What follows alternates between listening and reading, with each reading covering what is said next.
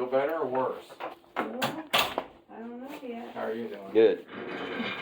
Well, at least that's behind you, right? Yes. So I've got your report here.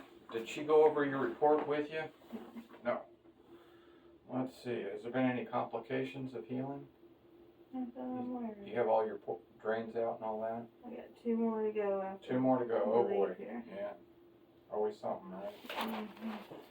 Well, let's take a look at it. Well, the first thing is we're HER2 negative. That was not detected. So that makes it somewhat less aggressive than others, but that's a type of breast cancer. It turns out there's a lot of different types. Mm-hmm.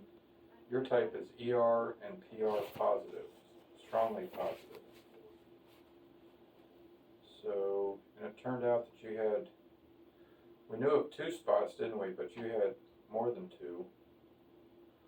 So that mastectomy is kind of that was a good idea. But we had a lymph node involved, didn't we? Yes. Let's see, we had 1, 2, 3 nodes removed, and it was only in one of them, wasn't it? Let's see. Let's see, node 1 negative, 2 negative. The third one was positive,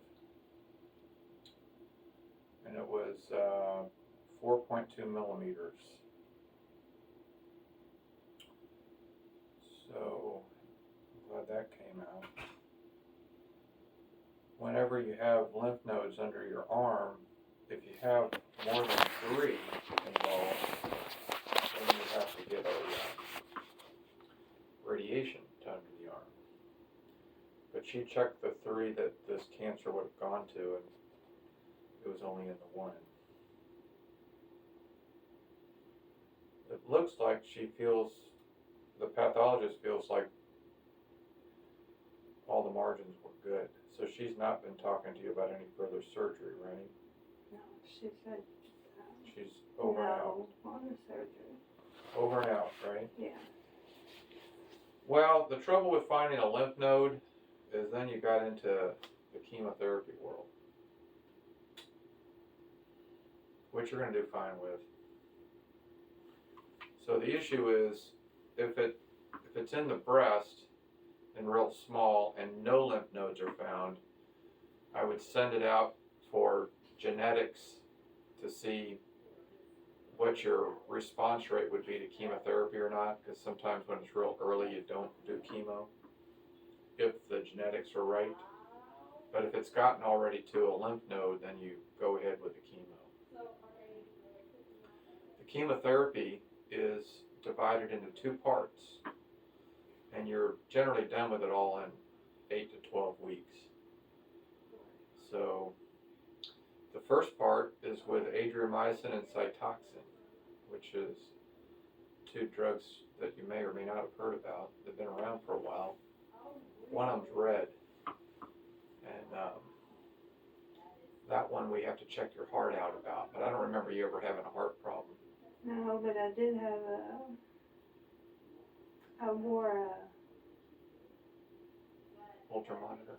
a monitor for Was it okay? 2 weeks and everything was Well, we fine. need to check your heart out anyway. We do it. It's routine. Okay. And did Dr. Berry say anything about putting a port in for you? I'm going to need a port. Okay. I'm happy for her to do it. Okay. So we'll let her know. Okay. The red one, that adriamycin, it requires a port to go in. That's the only safe way to do it. The other part is a drug called paclitaxel. Now, all 3 of these drugs make you lose your hair, but it's going to come right back. And a person usually feels a little tired while they're taking this, but you shouldn't have nausea and vomiting. If you do, then we need to make some adjustments, and we've got plenty of medicine to keep you from being sick like that. Okay. The biggest threat to everything is your blood count dropping too low about a week after treatment, so that I don't want you going to visit people in the hospital or having sick people over at your house. Okay? people with fevers, that kind of thing. They can be sick in the head, but not sick in the lungs and stomach and such. Stay away from that too. All right. Well, anyway, that's where we are. Let me get the nurse all together with all this, and we'll get this thing rolling, okay? What day was your surgery last done? July 6th. So, July 6th is plenty of time between then, but I like all the drains to be out. And when do you see her again about the drains? We're leaving here and going to. Oh, okay. Well, tell her we need a port, Okay, and she can schedule that whenever the drains are out. okay, I don't want the port to get infected, okay? okay, So I wouldn't want to treat you until, all that's kind of cleared up. okay, And I want an echo of your heart. That's just an ultrasound. okay, Nothing to panic over. okay. Okay? We'll get it going. Is there anything I can do about the anxiety that I'm having? What part of it are you anxious about? Just having to see me? Or thinking about the drugs? Well,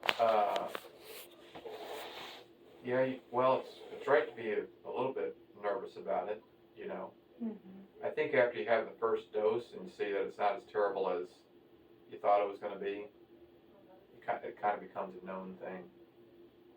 So, as far as should you be nervous about getting cured or not, the odds are in your favor that you're going to get cured.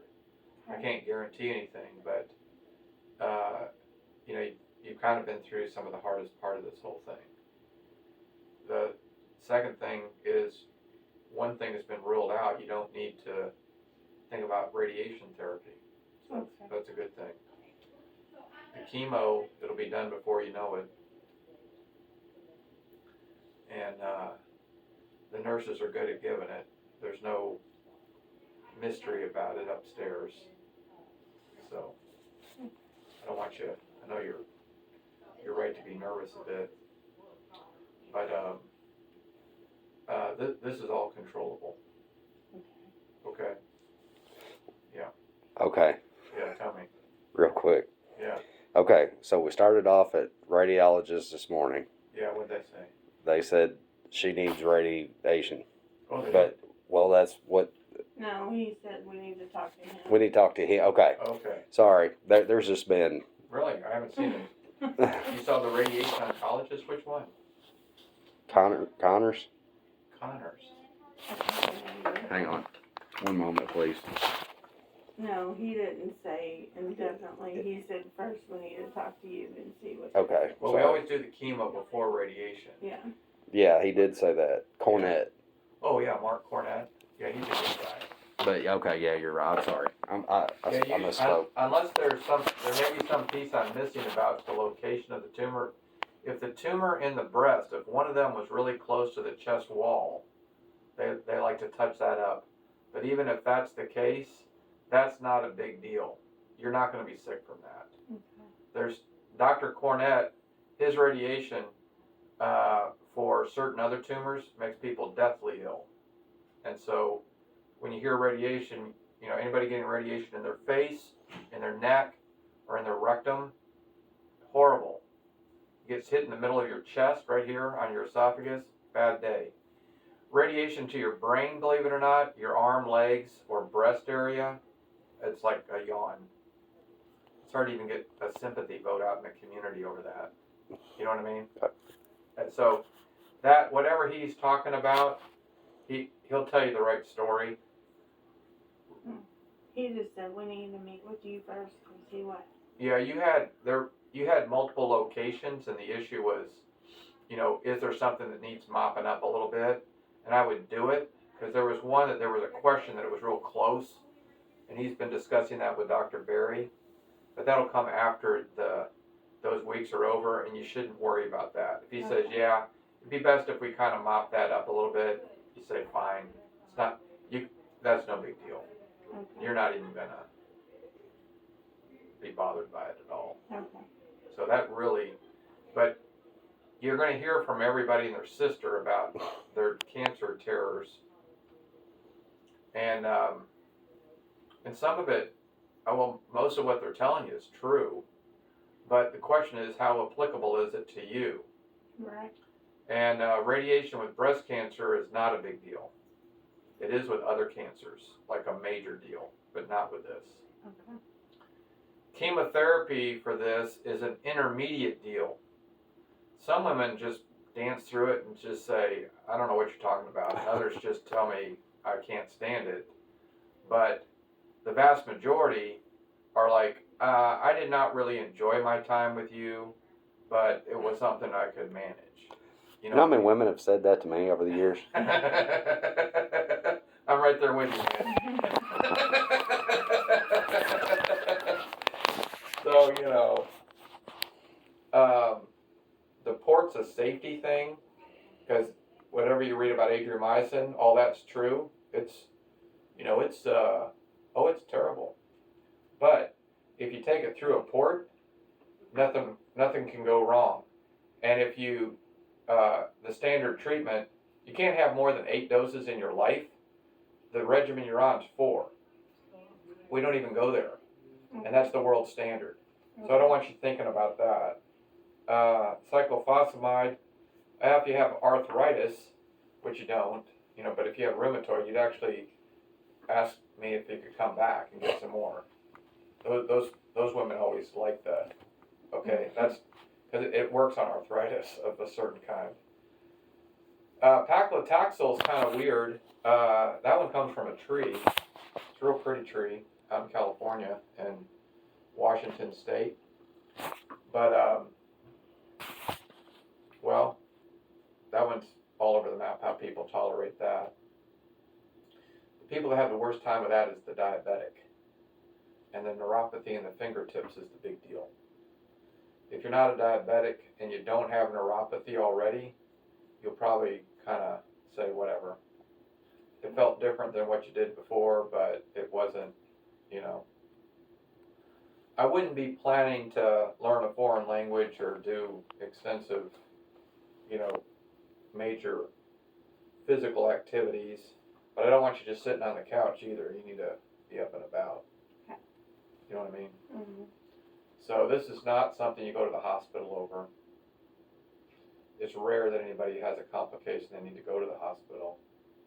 So this just goes down as I'm going to ruin the rest of your year kind of deal.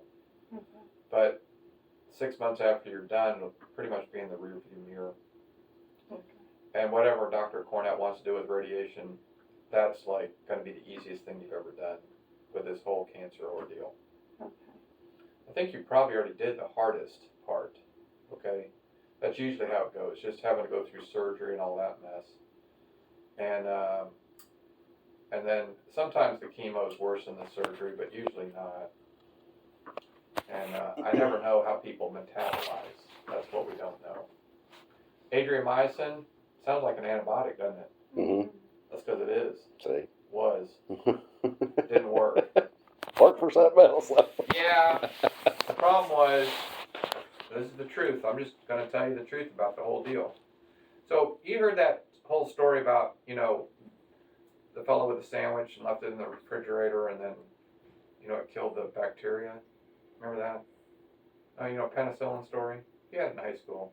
I don't remember. Well, you did. Anyway, the discovery of penicillin was from a fungus. You know, some of the breadcrumbs fell in the petri dish and it killed it. He's like, how come those bacteria died? There was something in the fungus that fell in, you know. So penicillin gets discovered in the 20s. So everybody was looking for other, you know, fungi that would kill other bacteria.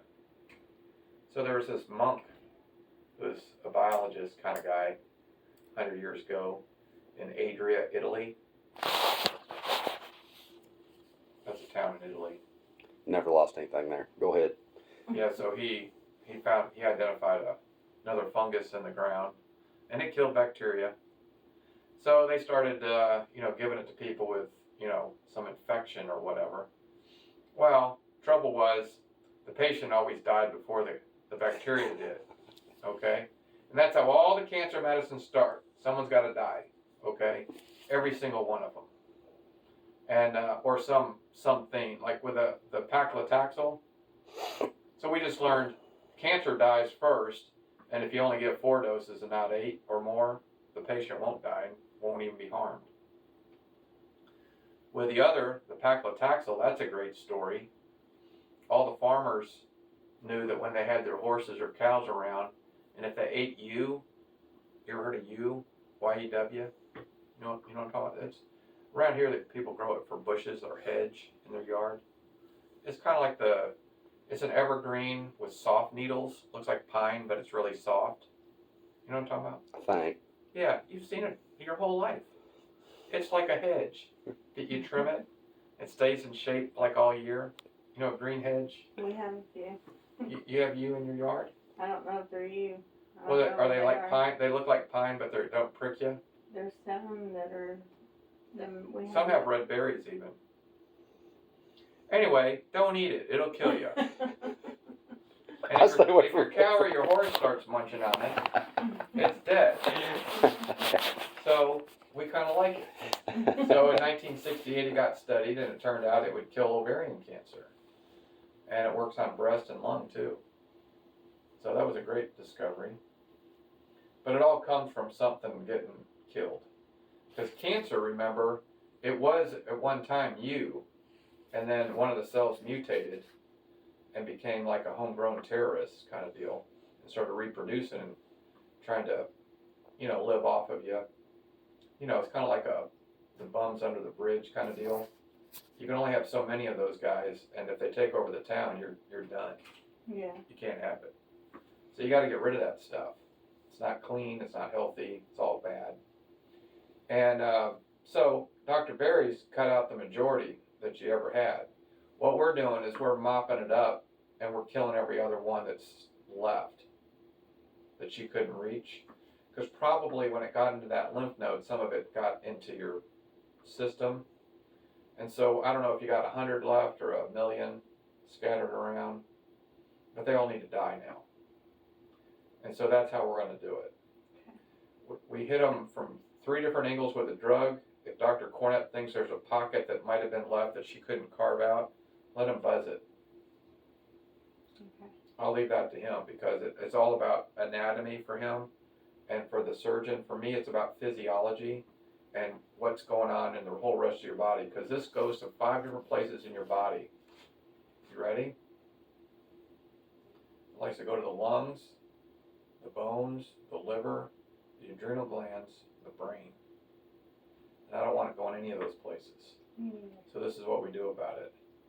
You're on tamoxifen right now, right?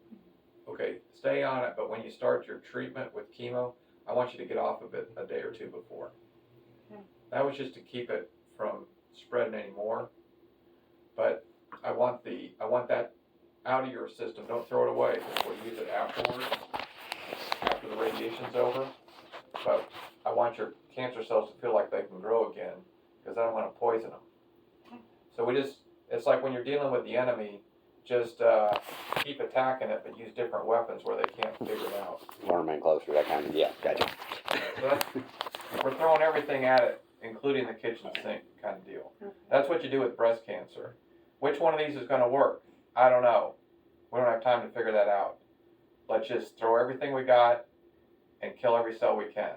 And then we will have followed the path of least regret. Once you know you've done everything to eradicate something and fix a problem, then you can't go around, beating yourself up, well, shoulda, coulda, woulda, whatever, So that's how you just take charge of it and do everything you can, and then you let the chips fall where they may, but you'll know you did everything. And this usually works. It usually does. And the nice thing is, I won't waste your time with it. But let's say it all fails. I got some other tricks up my sleeve that we can use that I think might be very helpful. So I don't see you dying of this anytime soon. It's why all the oncologists want to become breast oncologists and only see breast cancer patients. You know why? Because they rarely ever die. That's good news. It's the truth. Nobody wants pancreatic cancer, because you meet them, 3 months later they're dead, then you got to redo the whole thing with the next person. You see what I mean? I take care of all of it, so it's, but I'm just saying, if to have, the chances of you having a good outcome are extremely high. It's some rough roads here, but after this year, it's going to be pretty much on autopilot. Other cancers, are more problematic, so I don't even want you to think about other cancers. Just don't even use the word cancer. It's breast cancer, and with you need to think of yours as ER/PR positive, HER2 negative breast cancer, which is different than other breast cancers that people have. A triple negative has nothing to do with you. It's like a completely different disease, for example. Okay. A HER2 positive one is completely different than you. Then you have the same treatments. How long will the treatments? How do they consist? You know what I'm saying? Yeah. So I'm gonna put in for a dose-dense regimen, which you'll probably tolerate at least part of the time. That's where it's every 2 weeks a cycle. If you get through the whole thing in 8 weeks, I'll be surprised but happy for you. Usually a person's blood count kind of dips a little bit. I have to bump it out to 3 weeks. We used to give everybody all 3 weeks, but you're young and otherwise healthy, and you probably